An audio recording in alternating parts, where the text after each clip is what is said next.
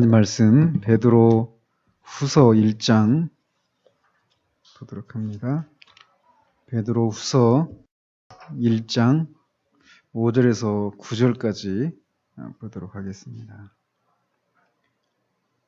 5절에서 9절까지 같이 읽습니다. 그러므로 너희가 더욱 힘써 너희 믿음의 덕의 지식을, 지식의 절제를, 절제의 인내를, 인내의 경건의 형제 우애를, 형제 우애의 사랑을 더하라. 이런 것이 너희에게 있어 흡족한즉 너희로 우리 주 예수 그리스도를 알기에 게으르지 않고 열매 없는 자가 되지 않게 하려니와 이런 것이 없는 자는 맹인이라. 멀리 보지 못하고 그의 옛주가 깨끗하게 된 것을 잊었느니라. 아멘. 지난주에 이어서 철로역정 제28과 영을 분별하라 이어서 하도록 합니다. 지난주에 6번까지 우리가 살폈죠. 본문은 2페이지에 있는 성실 거기서부터 시작되는 거죠. 두 번째 성실 나오는 부분, 6번 나오는 다음 부분. 자, 이제 지금까지는 크리스천과 성실과의 대화를 통해서 이제 수다장이의 실체를 파악할 수 있는 그런 근거들에 대해서 이제 얘기를 나눴어요. 그리고 나서 이제 성실한테 얘기를 하죠. 크리스천이 가서 수다장이한테 가서 이제 종교의 능력에 대해서 이렇게 나눠봐라 얘기를. 그러보면 이제 그의 실체가 이렇게 분명해질 것이다. 이런 식의 충고를 하니까 이제 성실이 수다쟁이한테 다가가는 장면입니다. 자, 거기서 또 보시면 성실은 다시 수다쟁이에게 다가갔습니다. 그래서 지금 기분이 어떻습니까? 그러니까 감사합니다. 좋습니다. 이야기를 계속했더라면 지금까지 우리가 많은 이야기를 나눌 수 있었는데 그렇지 못해 아쉽습니다. 원하시면 지금 이야기를 시작합시다. 당신이 저에게 질문하는 것을 맡기셨으니 이 질문으로 시작합시다. 하나님의 구원의 은혜가 사람의 마음 속에 있을 때 그것을 어떻게 발견할 수 있습니까? 자, 이 질문, 이제 7번에 보면 성실의 질문은 무엇을 확인하기 위한 것입니까? 이렇게 물어보고 있습니다. 자, 이 질문이 이제 뭘 확인하려고 하는 거냐? 이제 결국은 성령께서 이 수다장이를 구원하시는 그런 유효한 그런 역사가 있었는가? 이거를 이제 확인하려고 하는 것이죠. 그러니까 결국은 이 어떤 사람이 이 구원의 은혜가 임했다라고 하는 것은 그것이 어떤 식으로든지 밖으로 표현되어서 나타난다라고 하는 것을 전제하고 있는 거란 말이에요. 그러니까 어떤 사람이 나는 구원받았다 이렇게 얘기를 하고 이 수다쟁이처럼 많은 어떤 그런 내용들을 신앙에 대한 어떤 많은 얘기들을 하고 또 그것을 얘기를 구원받았다라고 하는 것을 자기가 이렇게 확신하면서 얘기를 한다 할지라도 구원받은 자로서 나타나는 어떤 그런 것들이 없다라면 그는 구원받은 사람이 아니다라고 이렇게 말할 수 있다라는 거예요. 왜? 구원받았다라면 마음속에 있는 것이 반드시 밖으로 나타나기 때문이다라고 성경에서 말하고 있기 때문에 그렇다라는 것입니다. 그러니까 지금 이런 구원받은 자들에게 있는 그런 증거들이 있는가 이거를 확인하기 위해서 이런 질문을 던지고 있는 것입니다. 그러니까 지금 우리가 주일 오전에 말씀을 전하고 있잖아요. 그러면서 제가 처음에 말씀을 드렸잖아요. 처음 시간에 우리가 구원받은 자로서 마땅히 드러나야 될 그 은혜의 표지들 이런 것들이 있다. 성경에서 분명히 말하고 있고 그런 것이 있는지 없는지를 점검하라라고. 그래서 내가 그리스도에게 속해 있는지 안 했는지를 확증하라고 성경에서 말하고 있다고 그랬잖아요. 그렇게 자기가 구원받았는지 안 받았는지를 확인하고 하는 이런 것은 성경에서 권하고 있고 아니 명령하고 있고 그렇기 때문에 자기를 검증하는 것은 이거는 반드시 해야 되는 그런 것에 해당된단 말이죠. 근데 이제 문제는 우리가 지금 주일 오전에 다루고 있는 것은 이렇게 자기 검증을 하는 것은 바른 것인데 이거를 잘못 적용했을 때 오히려 영적인 침체에 빠져버리는 그런 일들에 대한 얘기들을 하면서 이제 이 그리스도를 믿는 이 부분에 대해서 얘기를 해나가고 있는 거잖아요.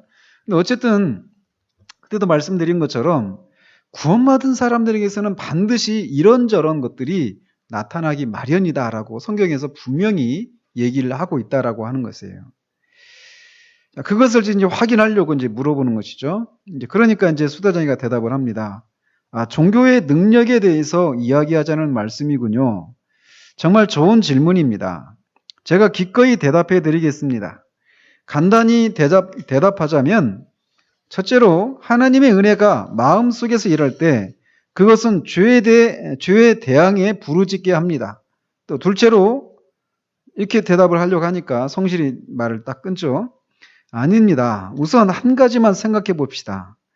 제가 생각하기에 당신은 구원의 은혜가 있다라고 한다면 영원히 죄를 혐오하도록 만들어서 스스로를 나타냅니다라고 말해야 합니다. 이렇게 대답을 했어야 된다라는 거예요. 그러니까 구원의 은혜가 있다라면 죄를 혐오한다. 이런 특징이 있다라고 대답을 했어야 된다라는 거예요. 그러니까 수다정이가 이제 질문을 하죠. 아니, 죄에 대항해 부르짖는 것과 죄를 미워하는 것 사이에 무슨 차이가 있습니까?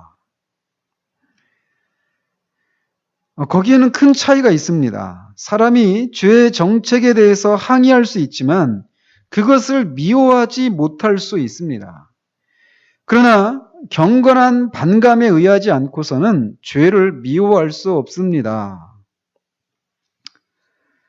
자, 8번을 보시면 죄를 아는 것 혹은 인정하는 것과 죄를 미워하는 것은 어떤 차이가 있습니까? 이렇게 묻고 있어요. 여기 본문에서는 죄에 대항하는 것과 죄를 미워하는 것과는 어떤 차이가 있습니까? 이렇게 또 말을 할 수도 있겠죠. 그러면서 헤롯이 요한의 그런 설교를 듣고 보였던 그 반응을 이제 근거 구절로 제시하고 있습니다. 거기 보면 헤롯이 요한을 의롭고 거룩한 사람으로 알고 두려워하여 보호하며 또 그의 말을 들을 때 크게 번민을 하면서도 달갑게 들음이러라.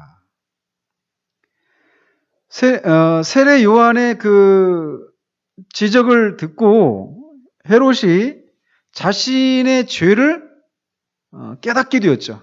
그리고 자신의 죄를 인정하기까지 했습니다. 그죠? 이 본문을 보면. 그래서 세례 요한이 그의 죄를 꾸짖었을 때 헤롯은 그 세례 요한을 의로운 자로 여기고 그의 책망을 달게 들었어요. 맞습니다. 저는 당신이 지적하는 그런 죄를 지은 죄인이 맞습니다. 이렇게까지 인정을 했단 말이에요. 그런데 죄를 크게 번민을 하면서도 죄에 대해서 번민을 하면서도 심판에 대한 그런 두려움이 있으니까 번민을 했겠죠. 그러면서도 여전히 그 죄를 떠나지 않았어요. 세례 요한이 지적했던 그 죄가 어떤 거일까요? 그 동생의 아내를 취한 거잖아요. 그죠? 그러니까 그 죄를 여전히 취하고 있었단 말이에요. 그러니까 죄에 대해서 깨닫고 인정하기까지 하면서 그리고 그 죄에 대한 그 심판에 대해서 두려워하기까지 하면서도 여전히 죄를 떠나지 않는. 그러면서 결국은 그가 세례 요한을 죽이잖아요. 그죠? 이런 것을 볼 때, 헤롯의 이런 지적을 볼 때 죄를 아는 것과 죄를 미워하는 것 사이에는 분명한 차이가 있다라고 하는 것을 우리가 볼 수 있단 말이에요. 조금 더 이제 유사 그리스도인이라고 하는 책 속에서도 이것을 좀 얘기를 하는데 이것이 이제 이런 것과 연결이 됩니다. 이 회개에는 참된 회개가 있고 율법적인 회개가 있다라고 하는 것을 여러 번 말씀드렸죠. 율법적인 회개는 뭐죠? 죄를 깨닫고 자기가 죄인이란 것을 깨닫고 그 죄에 대한 형벌을, 심판을 받을 것에 대한 두려움 때문에 자신의 죄를 회개하는 거. 이런 게 율법적인 회개다라고 말씀을 드렸어요. 그런데 참된 회개는 뭐라고 그러죠? 그게 아닌 거죠. 그죠? 율법적인 회개가 아닌 게 참된 회개인데, 심판에 대한 두려움 때문에 자신의 죄를 회개하는 거, 이렇게 될 경우에는 그 죄에 대해서 이 죄에 대한 어떤 그런 심각함들, 그리고 그 심판에 대한 두려움들이 사라질 때는 이내 그 회개의 그런 마음도 사라져 버립니다.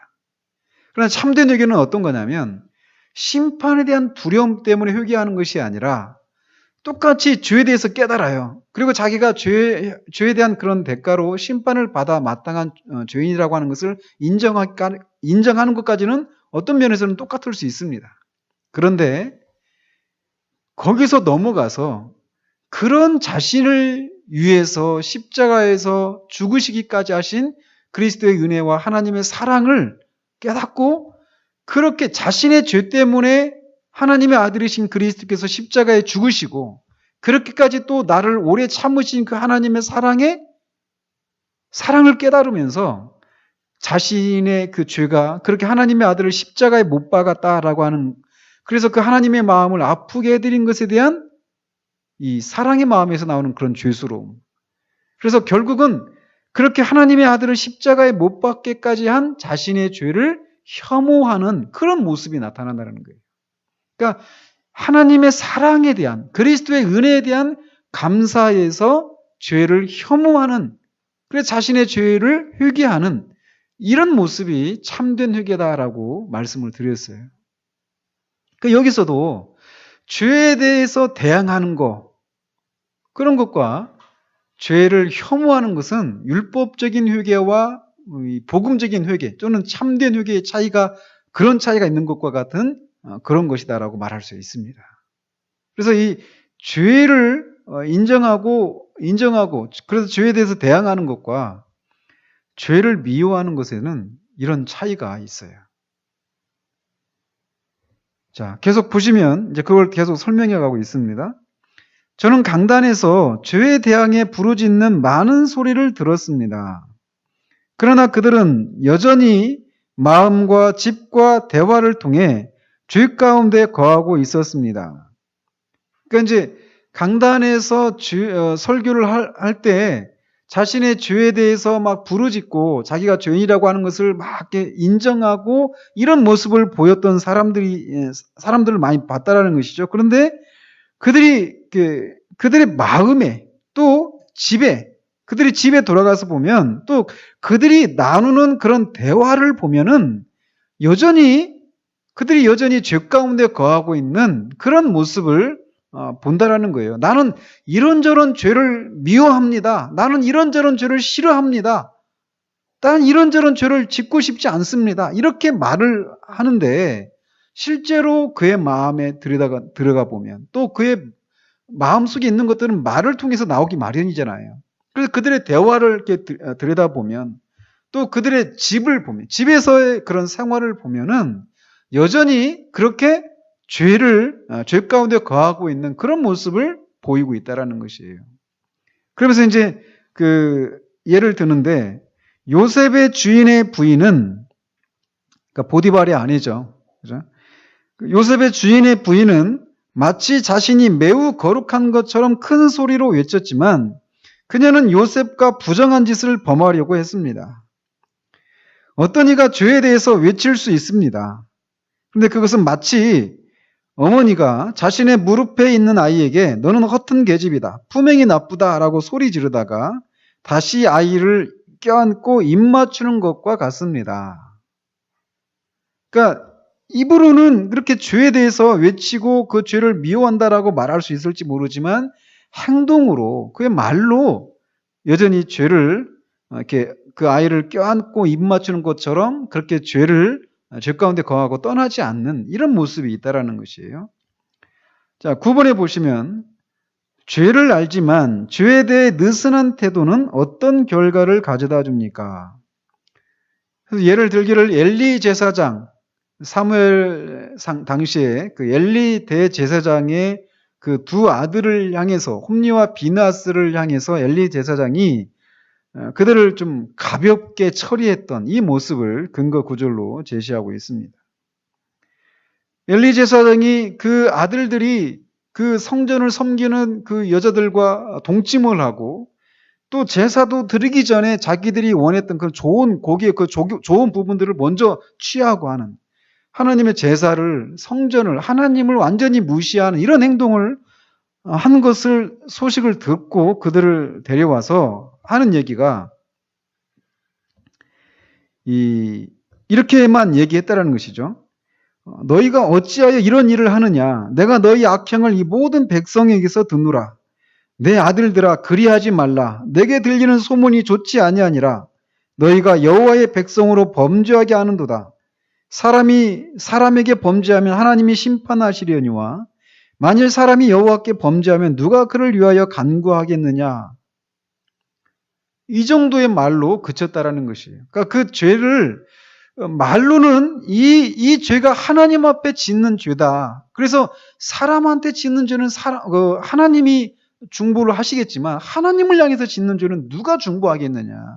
너희들의 죄가 지금 하나님을 향해서 짓는 죄인데 이런 얘기를 이제 했는데 그냥 죄에 대해서 꾸짖는 정도에 그치고 있었다라는 거예요. 이거에 대해서 심각한 정도로 징계를 내리고 이렇게 했어야 되는데 그러지를 못했다라는 것이죠. 그러니까 결국은 결론적으로 보면은 엘리 제사장이 하나님보다 자기의 아들을 더 중하게 여긴 그런 결과가 되었던 것이죠. 그래서 그 자신의 아들들에 대한 그의 책망이 죄를 미워하고 죄와 싸우는 정도가 아니었다라는 거예요.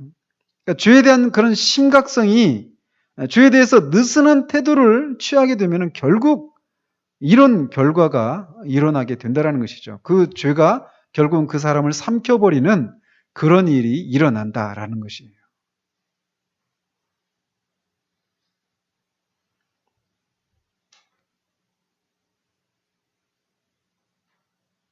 계속 보시면 내가 보기에 당신은 올가미를 놓고 있습니다.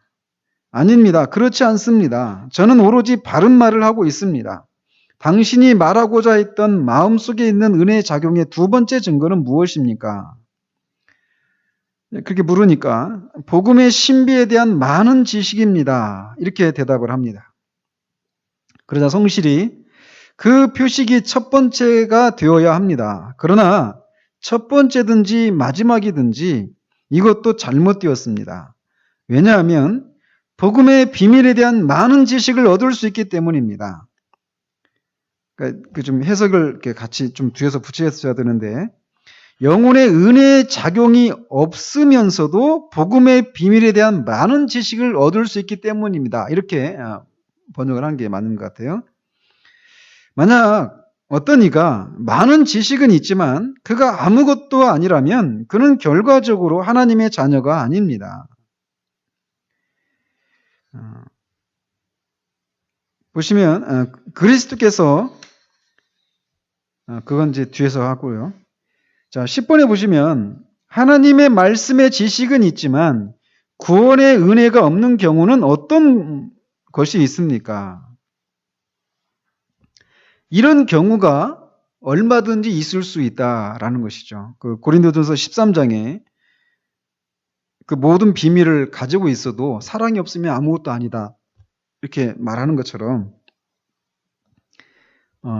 이렇게 하나님의 말씀에 대한 그런 지식은 있지만 실제로 성령께서 그 안에서 역사에서 그 복음의 효력이 그 안에서 나타나는 이런 어떤 유효적인 그런 역사가 없는 상태 가운데서 하나님의 말씀에 대한 지식을 가질 수 있다는 거예요. 그런 경우는 뭐냐면 결국 구원받지 못한 상태다라고 말할 수 있습니다. 그래서 이런 상태에 있는 그리스도인들을 유사 그리스도인이다 이렇게 얘기를 하죠. 물론 유사 그리스도인에 대한 그런 범주를 뭐 20가지를 가지고 얘기를 막 했잖아요. 그죠? 막 제가 빠르게 읽어드렸지만 어쨌든 청교도들은 그런 사람들을 유사 그리스도인이다. 거의 그리스도인이 될 뻔했지만 사실은 아닌 그런 사람들이라고 얘기를 했었죠. 그래서 그들이 가지고 있는 지식은 참된 겁니까? 아닙니까? 참돼요. 참되지만 그들의 영혼에는, 그들의 심령에는 어떤 영향도 미치지 못했단 말이죠. 그러니까 이게 잘 분별이 안 되는 거예요. 그러니까 그들이 잘못된 가르침, 성경에서 말하지 않는 비성경적인 그런 교리나 그런 가르침들을 말하고 있다면 우리는 그냥 쉽게 분별할 수 있어요. 그런데 똑같은 얘기를 한단 말이죠. 우리가 믿고 있는 바를 그대로, 성경에서 말하고 있는 바를 그대로 얘기하고 있단 말이에요. 그러나 여전히 그의 심령에 어떤 영향도 미치지 못한 이런 상태 가운데 있을 수 있다는 것이죠. 그래서 그런 속담이 있잖아요.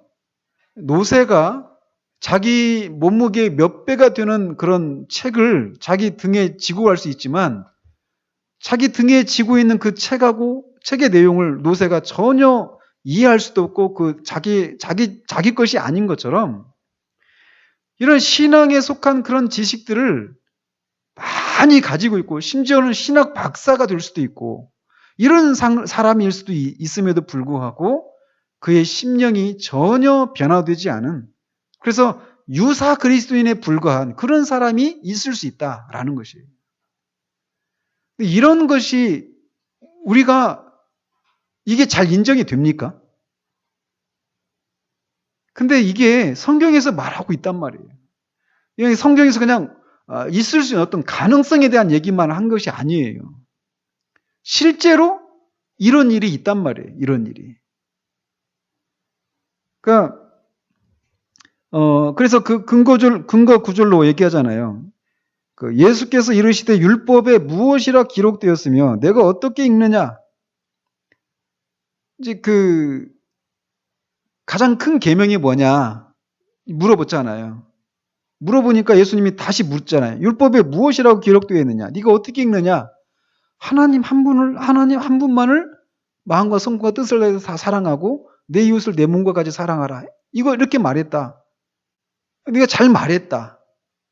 그러니까 이 사람이 또 한껏 고무돼서 그건 내 이웃이 누구입니까? 이렇게 하면서 이제 선한 사마리아의 비유를 얘기하시잖아요. 자, 이 율법사는 성경에서 말하고 있는 내용이 하나님을 사랑하고 이웃을 사랑해야 된다라고 하는 내용을 바르게 알았단 말이에요.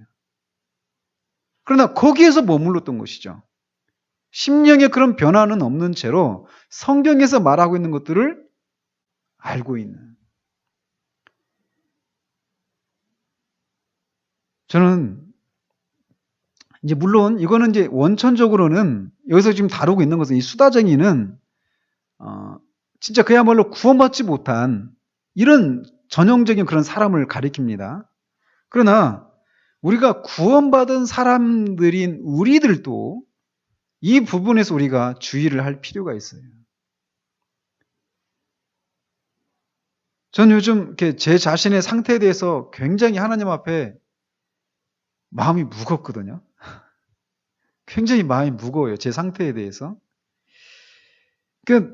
계속 지금 일주일에 몇 번씩 말씀을 전하잖아요. 그죠? 계속 말씀을 전하는데 야고보 사도가 말한 것처럼 많이 선생되려고 하지 말라라고 하시잖아요. 그 말씀이 정말 무겁게 다가와요. 그러니까 자꾸 이렇게 느는 것이 외식, 위선 이런 것이 막 제 안에서 자꾸 늘어가고 자꾸 이렇게 죄를 계속 더 이렇게 쌓아가고 있는 것 같은 그런 제 상태를 인해서 제가 굉장히 마음이 무겁거든요. 그러니까 구원받은 사람들, 이제 여기서 말씀드린 것처럼 이 수다쟁이는 구원받지 못한 사람이에요. 그러나 이것이 우리에게 적용이, 그러니까 우리는 구원받았으니까 이게 적용이 안 된다. 이렇게 해서 끝나서는 안 되고, 구원받은 우리라도 우리가 신앙생활을 해나가면서 자꾸 성경에서 말하고 있는 그런 지식들을 우리가 자꾸 이렇게 새롭게 깨달아 가잖아요. 그런데 그런 것들이 우리 가운데 계속 쌓여가면서 그냥 그런 지식만 있고 그것이 우리의 내면을 변화시키고 우리가 더 진짜 우리 존재가 정말 변화되어져 가는 이런데 우리에게 아무런 영향력을 끼치지 않는다라면 우리가 새롭게 깨달은 그 지식들이 그 자체가 아무것도 아닌 것이 아니라 그것과 우리의 상태가 우리 자신이 아무런 관계가 없을 수 있다라고 하는 것을 우리가 두려움 가운데 우리 자신을 돌아봐야 한다라는 것입니다.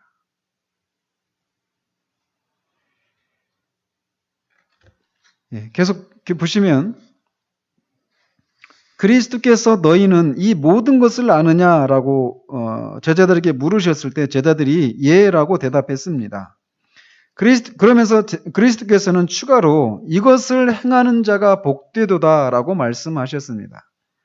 주께서는 그것을 아는 것에 대해서 복되다고 하지 않으시고 행하는 것이 복되다고 하셨습니다. 왜냐하면 주님의 뜻을 알고도 행치 않는 자가 있듯이 행함이 따르지 않는 지식이 있기 때문입니다. 어떤 이에게 천사와 같은 지식이 있다고 하더라도 그리스도인이 아닐 수 있습니다. 따라서 당신이 말한 표식은 사실이 아닙니다. 정말로 수다쟁이나 자랑을 좋아하는 자들은 아는 것을 자신의 만족으로 삼습니다. 그러나 아는 대로 행하는 것이 하나님을 기쁘시게 해드리는 일입니다. 자, 11번에 보시면 그리스도를 안다고 하면서도 행함이 없다면 이는 구원받은 상태입니까? 그렇지 않습니다. 그러니까 너무 명백하죠. 그를 아노라 하고 그의 계명을 지키지 아니하는 자는 거짓말하는 자요. 진리가 그 속에 있지 아니하되.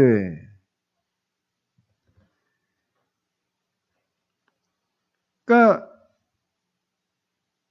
그런 구원에 속한 그런 지식들을 가지고 있다고 하더라도 그것을 행치 않는다라면 구원받지 못한 것이다라고 말한다라는 것이에요. 근데 오히려 이런 상태 가운데 있는 사람들이 입만 열면 하나님, 예수님, 복음, 이렇게 기도합시다. 아무튼 입만 열면 또 오히려 그런 얘기를 참 많이 합니다. 그래서 사람들로 하여금 도대체 뭐냐? 저 사람의 삶은, 저 사람의 그 말하는 것이나 어떤 행동이나 이런 것들 보면은 정말 저 사람이 정말 그리스도인인가 싶은 이율배반적인 이런 모습들이 너무나 많이 나타나는데, 일관되게 말이에요. 그런데 막 입만 열면 하나님, 교회, 기도, 온통 그런 기독교적인 그런 얘기들을 하니까 도대체 뭐냐? 이런 어떤 의문을 갖기가 쉬운데 성경에서 너무 명백해요. 그를 아노라 하고 그의 계명을 지키지 아니하는 자는 거짓말하는 자다. 그야말로 수다쟁이라는 것이죠. 그냥 자기가 그 많은 지식을 알고 있는 것으로 만족하고 그것으로 다른 사람을 가르칠 수 있는 그런 자신에 대해서 만족하는 이런 상태에 머물러 있는 것이죠. 그래서 구원받은 사람, 우리가 요한일서에서 살펴본 것처럼 정말 그리스도로부터 하나님으로부터 난 사람은 그의 계명이 무겁지 않다라고 말씀을 드렸잖아요.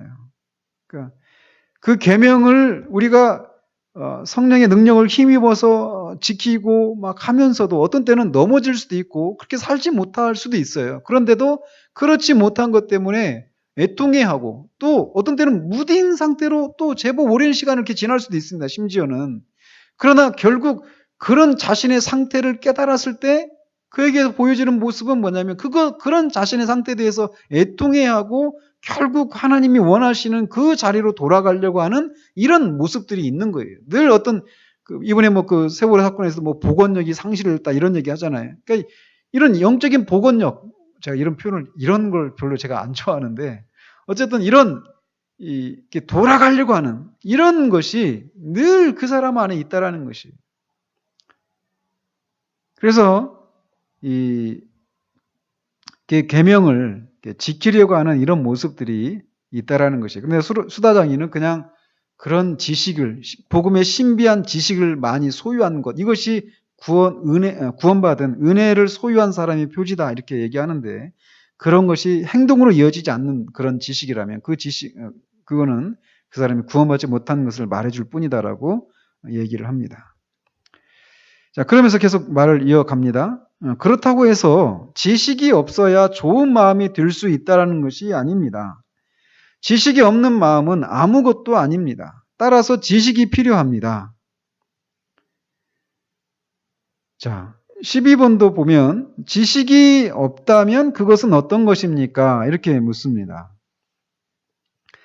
그러니까 이 반동으로 또 이렇게 들 수 있단 말이에요. 그러니까 아주 기독교 지성주의에 대한 그런 피폐함들, 그런 잘못된 그런 모습들을 보면서 제자 훈련을 하고 또 교리 공부를 하고 그런 종교개혁자들이 그런 신앙 고백서들을 달달달 외우고 막 그렇게 얘기를 해도 그들의 삶 가운데서는 전혀 그런 모습이 나타나지 않는 거, 이런 걸 보면서 그런 신앙 지식을 많이 하는 것이 도대체 무슨 소용이 있느냐 하면서 교리보다는 삶이다, 이렇게 하면서 삶을 강조하는 이런 쪽으로 그런 반동으로 튀기 쉽단 말이죠. 이것이 지난 교회 역사 가운데 계속 반복되어져 왔던 것이에요. 그러니까 기독교적인 어떤 지성적으로, 기독교 지성으로 막 이렇게 치우치면 우리가 이 어떤 막 메마름, 이런 것들이 찾아오거든요. 그것만 추구하다 보면. 그러니까 또 그리고 이런 것들을 계속 교리를 막 자꾸 이렇게 쪼개고 해가지고 막 굉장히 기독교 신앙이 막 복잡하고 어려운 것으로 이렇게 만들어버리는 이런 잘못된 부정적인 이런 모습을 보면서 그냥 믿기만 하면 된다. 그리고 열심히 이렇게 믿고 열심히 신앙생활하면 된다. 열심히 이렇게 기독교적인 그런 삶을 살면 된다.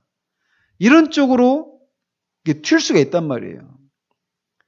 그래서 종교개혁이 이렇게 일어났을 때, 종교개혁은 어떤 의미에서는 영적인 그런 부흥이라고 할 수 있는데, 그 이후에 이 종교개혁이 진행되면서 이제 어디로 흘러갔느냐면 17세기를 지나면서 16세기, 17세기, 18세기 한 중반 정도까지 기독교 안에서 어떤 흐름이 이렇게 진행되어졌냐면, 이 소위 이제 기독교 스콜라주의라고 하는 그런 쪽으로 이렇게 흘러갔어요.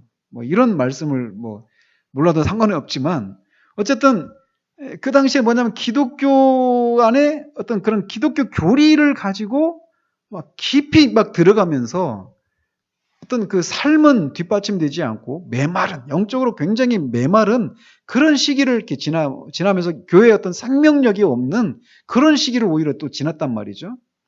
그러니까 나타난 것이 무엇이냐면 두 가지로 나타났어요. 하나는 뭐냐면 이 소위 이제 어떤 그런 이렇게 신비주의적인, 그 당시 나온 게 이제 그 퀘이커 교도들이 이제 그런 쪽으로 나왔고, 또 한 부류가 있다라면 이런 쪽입니다. 경건주의라고 하는 거. 그래서 이 교리보다는 삶이다, 이렇게 하면서 삶을 강조하는. 자, 지금 우리가 그런 시대를 살고 있는 것 같지 않습니까? 그죠? 그러니까 이 교회가 지금 세상으로부터 막 욕을 먹고 있잖아요. 지난주에도 막 지금 계속 교회가 지금 이 사건을 통해서 교회의 그 민낯이 그대로 드러나고 있잖아요, 지금. 그래서 교회가 그렇게 세상으로부터 비난을 넘어서 조롱의 대상이 되기까지 한 이런 현실들이, 그들이 어떤 그리스도인이라고 하면서 그 삶이 없는, 제자도가 없는 이런 것을 보면서 기독교인의 그런 삶을 강조하는 이런 흐름이 지금 우리 시대 가운데서 있단 말이에요.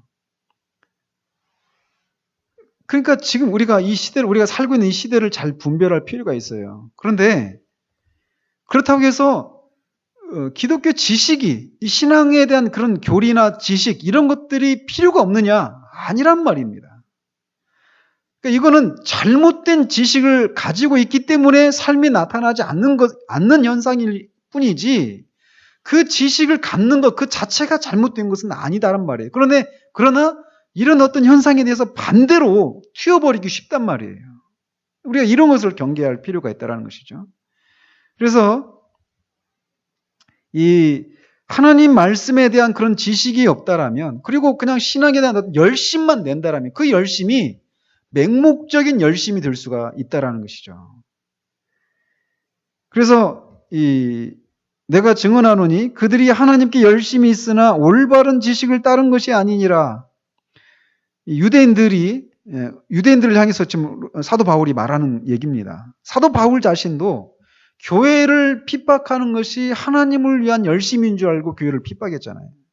그러니까 모든 열심이 다 선한 것은 아니에요.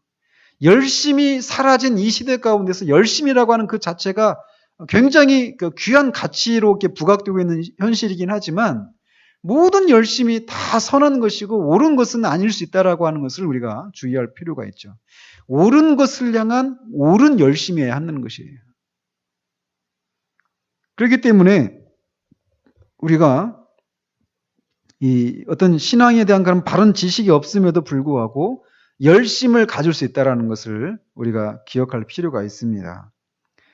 그러니까 지금 성실히 수다쟁이와 얘기 속에서 마치 지식은 필요 없고 열심을 내면 된다. 이렇게 또 흘러가서는 안 된다라고 이제 경계를 하고 있는 것이죠.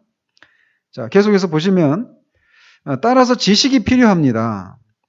지식에는 여러 가지가 있습니다. 하면서 이제 지식이 왜 필요한지를 얘기하는 거예요. 단지 사색하는 것만으로 머물러 있는 지식이 있는가 하면 은혜의 믿음과 사랑이 동반된 지식이 있는데 이 지식은 즉 믿음과 사랑이 동반된 지식을 말하는 거예요. 그런 지식은 사람에게 마음에서 하나님의 뜻을 행하도록 만듭니다. 전자는 즉 사색하는 것으로 머물러 있는, 사색하는 것만으로 머물러 있는 그런 지식은 수다쟁이가 섬기는 것입니다. 그러나 진정한 그리스도인은 후자가 없이는, 즉 믿음과 사랑이 동반되어서 하나님의 뜻을 행하는 것, 이런 것이 없이는 만족함이 없습니다. 시편 119편의 34절에 나로 하여금 깨닫게 하여 주소서. 내가 주의 법을 준행하며 전심으로 지키리이다.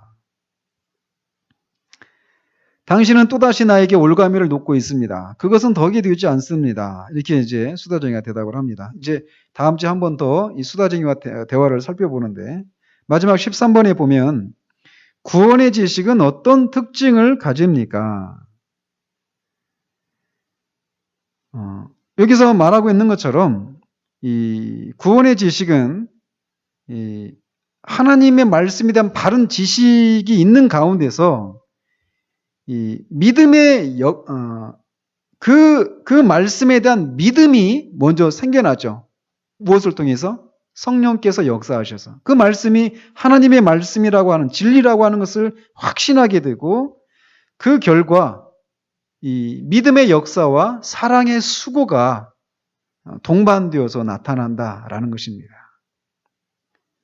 그렇기 때문에 자기가 이 구원 얻는 그런 믿음을, 구원 얻는 지식을 갖고 있다라고 하는 것은 자기 자신도 이 믿음의 그런 수고와 믿음의 역사와 사랑의 수고가 나타나기 때문에 자신도 그것이 나타난다는 것을 알 뿐만 아니라 다른 사람도 그 사람이 그것이 나타난다는 것을 알 수 있는 것이에요.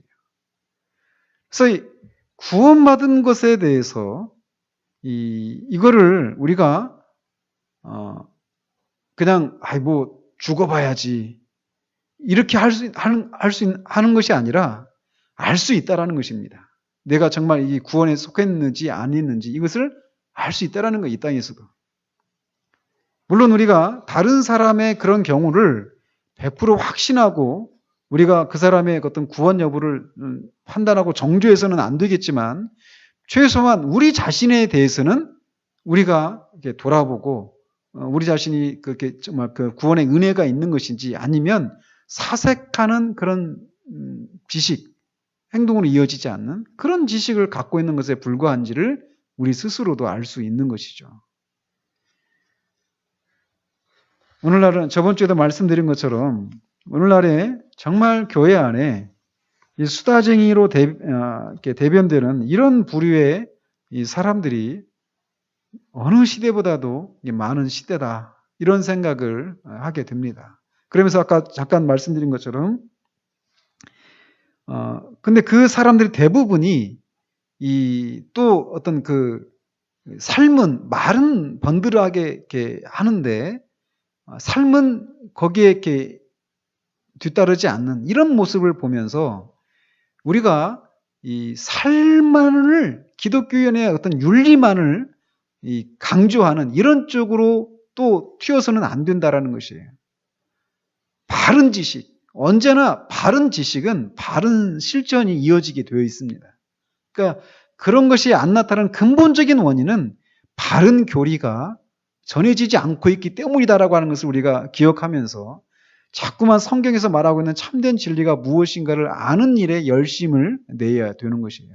그리고 그런 것 가운데 성령께서 역사해 주셔서 그 우리가 아는 그 지식이 우리를 믿음의 역사와 사랑의 수고로 나타나는 데까지 나타나기를 우리가 기억해야 되고 구해야 될 것이고 또 이미 우리가 이런 것을 넘어서서 우리는 구원받은 사람이라 한다 하더라도 구원받은 자로서 우리가 알고 있는 그 지식이 우리의 삶 가운데 실천되어져 나타나는 것을 실천되어지고 있는가 아닌가를 정직하게 돌아보고 항상 우리 상태가 이렇게 그 바른 지식이 우리를 인도하는 그 지점으로 가기를 우리가 힘을 써야 될 것입니다.